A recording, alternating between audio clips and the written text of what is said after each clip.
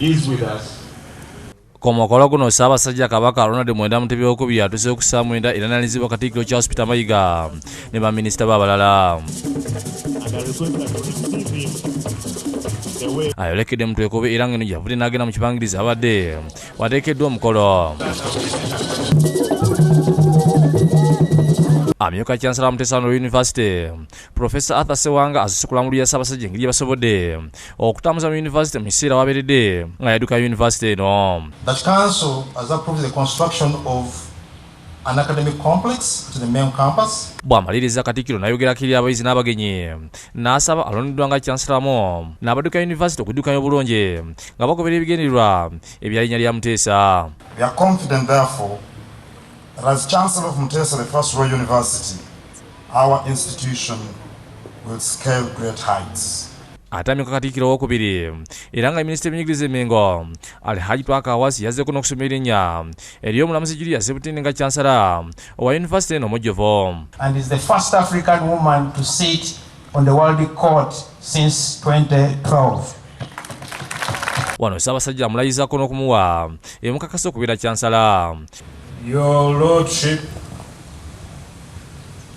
I require you to say in solemn affirmation the words of the Pledge of Allegiance to the high office to which you will be installed. I, Julia Ssebutinde, pledge myself to uphold the values and objectives of Muteesa I Royal University. Appointed Chancellor Dr. Julia Ssebutinde. Congratulations, Dr. Julia Ssebutinde. Mu kwogera kwe Ssebutinde yeebazizza Ssaabasajja okumusaamu obwesige n'amuwa okulya yunivasite era bw'atyo naye yamukola ennyo obuteeswaza.